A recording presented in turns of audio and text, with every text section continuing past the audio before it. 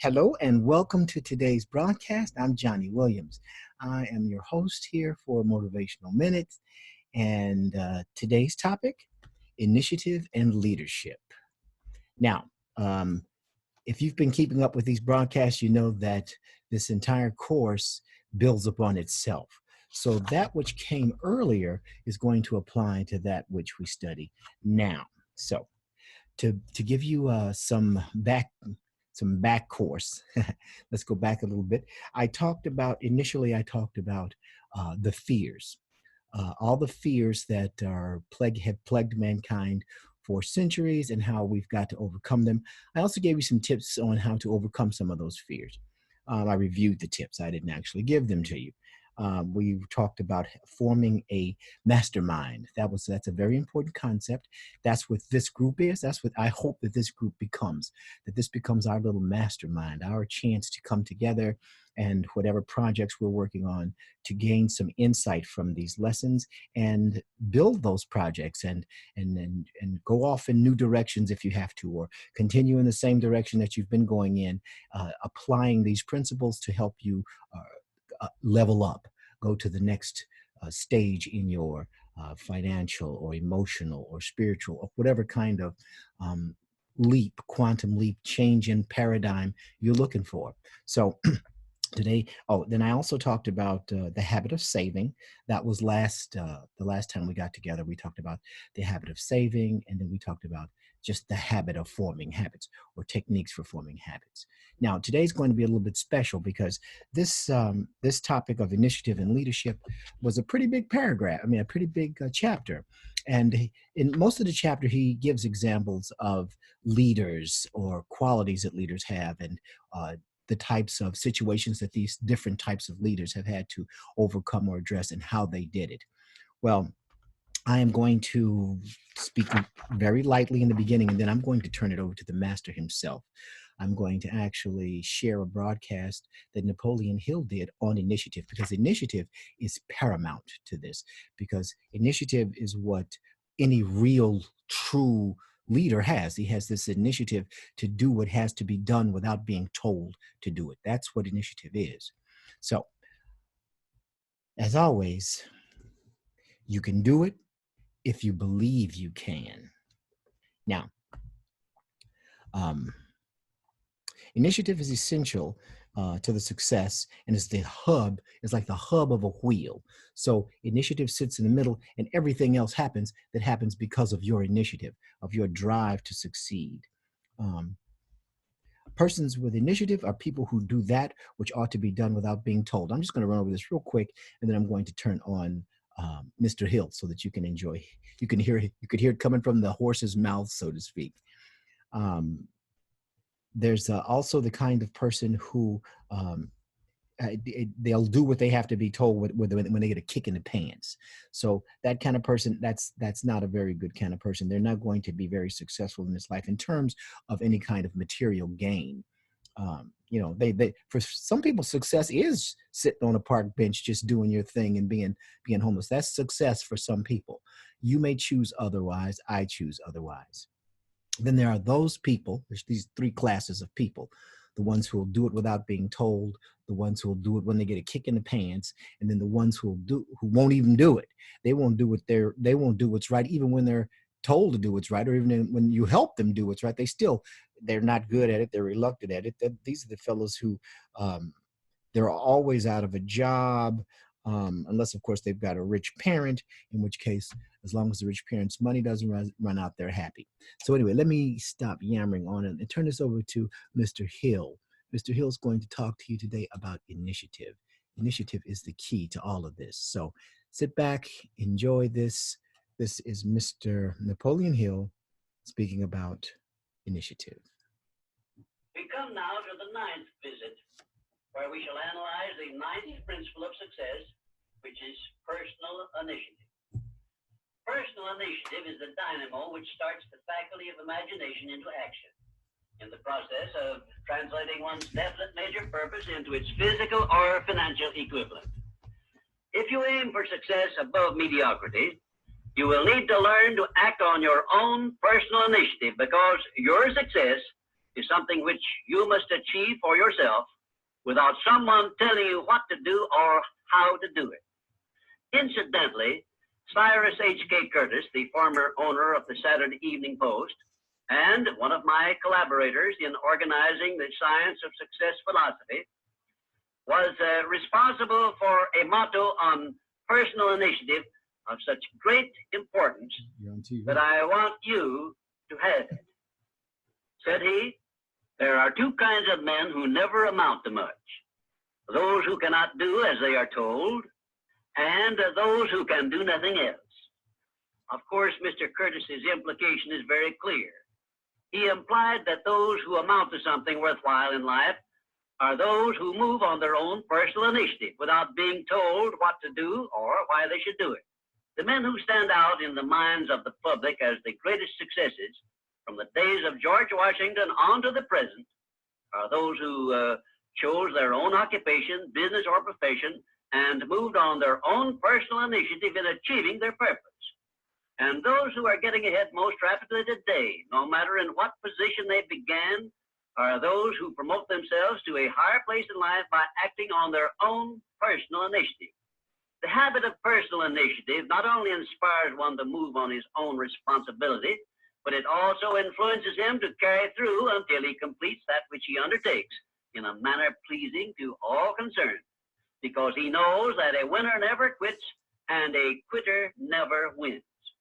And right here is an appropriate place to say something I perhaps should have said before, namely, that a big success is made up of a great number of little circumstances, each of which is so small and seemingly insignificant that most people pass it by as not worthy of notice. Some may think, for example, that the habit of personal initiative is unimportant, but we have only to take a look at the record of some of our greatest successes to recognize that personal initiative was an important factor without which they never would have achieved success.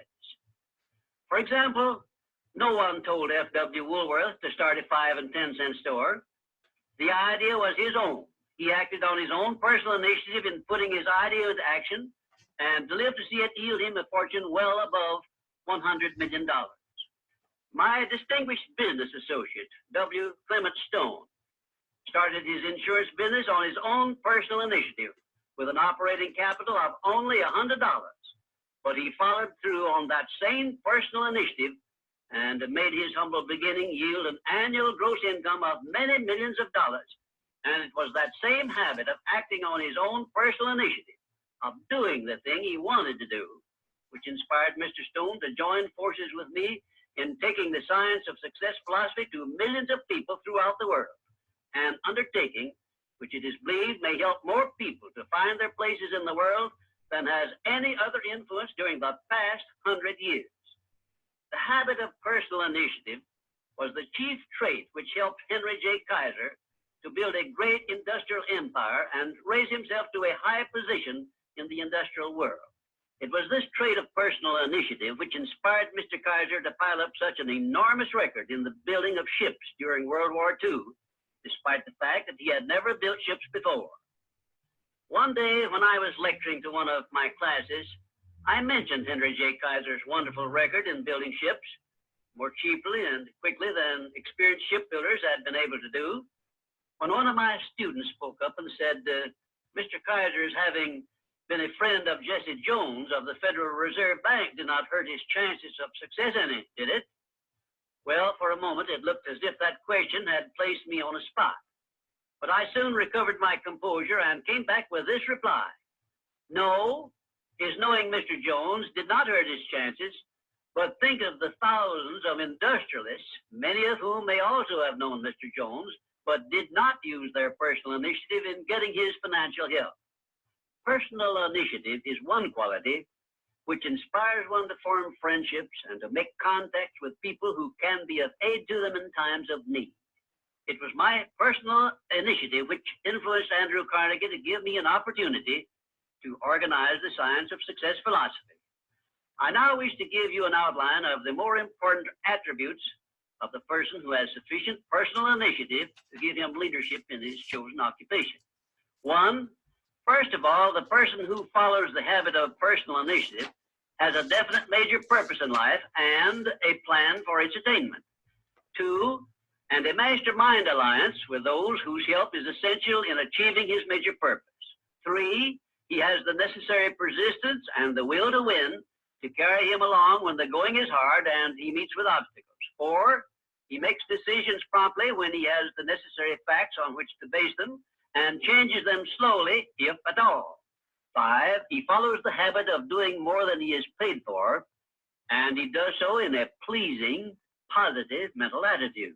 6, he accepts full responsibility for everything he undertakes and never passes the buck when things go wrong. 7, he can take friendly criticism without resentment because he has learned to profit by it. 8, he knows what the 9 basic motives are which inspire all human endeavors and never requests anyone to do anything for him without giving that person an adequate motive for doing so. 9, he never expresses an opinion about anything unless he has thought the subject through and is prepared to state how he came by his opinion. 10, he follows the habit of listening much and talking only when he has something to say which may benefit himself or others. 11, he has a well-developed sense of observation of small details and knows his job from the smallest detail to the greatest. 12, he never tells anyone to do anything without suggesting why it should be done and how it may be done best. 13, he follows the habit of concentrating his full attention on one thing at a time. 14, his mental attitude is positive at all times when he is in communication with other people. 15, if you ask him a question, he will give you a direct answer, even if he has to tell you he does not know the correct answer. 16, last but perhaps most important of all, he never puts off until tomorrow that which should have been done last week, because he knows that the habit of procrastination is near the top of the list of the causes of failure. If you can rate okay on each of these 16 traits of personal initiative, you are a leader in your field of endeavor. When you come to examine yourself on the subject of personal initiative, just remember that your success or your failure depends very largely on the action you take in connection with your occupation. No one will tell you what you should do. No one will tell you what not to do. The decision must be your own, and you must follow through and carry out your decision on your own personal initiative. If you work for wages or a salary, you should decide to promote yourself through your own personal initiative to the top of the scale in your occupation. And remember that your promotion is entirely in your hands. In my previous visits, I have given you a blueprint of the steps you should take in promoting yourself to whatever station in life you desire. Now, let me give you a brief review of 8 principles we have covered previously. 1, definiteness of purpose. By now, you should know what you want most from life, and you should have a plan for getting it. Here is the most important circumstance of your whole life where you must move on your own personal initiative because no one else can tell you what you should want most.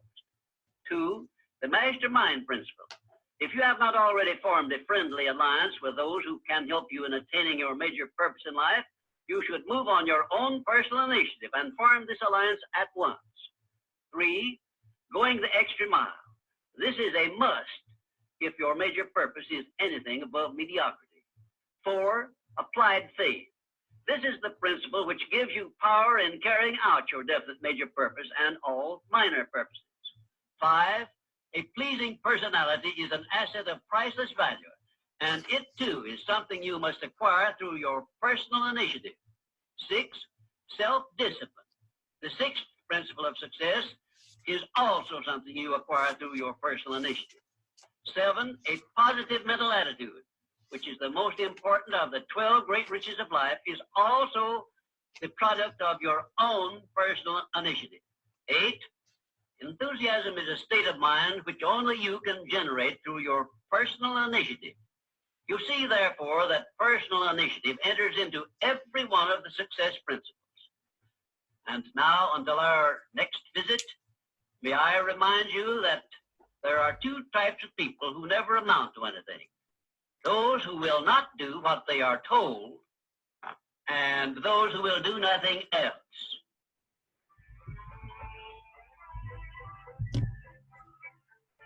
Okay, that was, let's see here. That was Mr. Napoleon Hill himself teaching us about personal initiative and the importance that it plays in producing effective leadership. As I'm closing this out today, before I read our little scripture at the end, I'm going to give you another pointer here. He lays out in the book, The Law of Success. Again, I recommend that everyone get this book. Oh boy, something's going on here. Hold on, guys. I got Mr. Hill talking in the back again. Let me close him out. I'm sorry about that, guys. Okay, there we go. And we'll come back to this.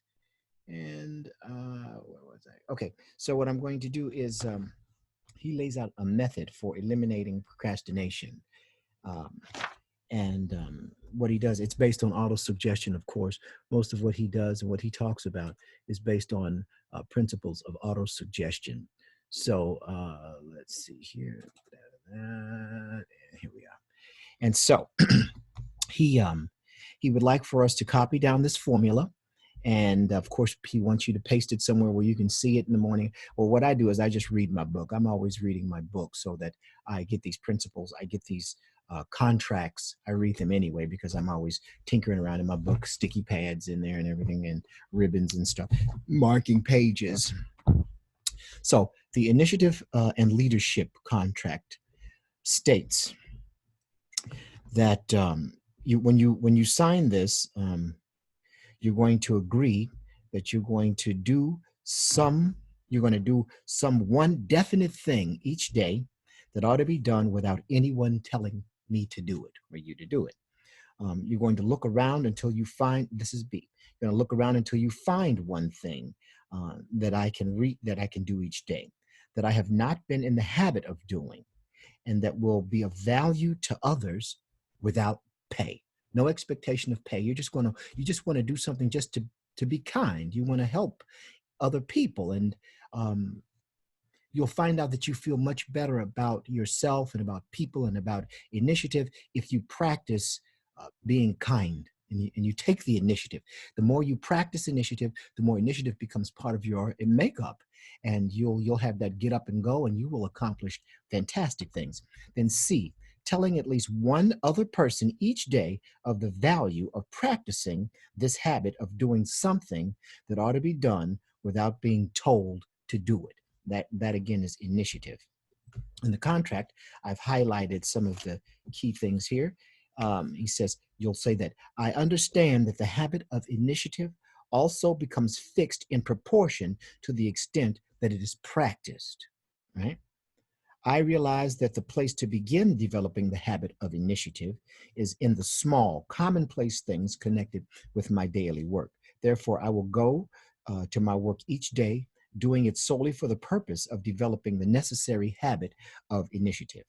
I understand that by practicing this habit of taking the initiative in connection with my daily work, I will be not only developing that habit, but I will also be attracting the attention of those who will place greater value on my services as a result of this practice. And then there's a place that, you're supposed to sign this, and you're supposed to recite this to yourself daily. That way you will develop this habit. So I'm going to jump to the end. He's got a great little section on intolerance there too that you guys need to read. So again, I suggest get the book. These are only reviews. If you want more detailed training in this, you can sign up for one of my intensives, join one of the workshops. Here, let me read today's scripture to you, and then I'm just going to let you guys go, all right? Love indeed is light from heaven, a spark of that immortal fire, with angels shared by Allah given, to lift from earth our low desire. Devotion wafts the mind above, but heaven itself descends in love.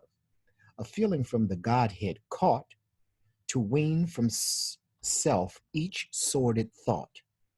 A ray of him who formed the whole, a glory circling round the soul. That's from Byron. So that's it for today. I'm very happy that you were able to join me, whether here live or on the replay. And as usual, I look forward to getting together with you next time. And have a wonderful day and a wonderful week. And remember, I'm always your friend. I'm here. Just give me a call. Just give me a page. Just give me a text. All right. Have a great day. Bye, Have guys. a great day, Johnny Bubba. Bye, sweet Anna.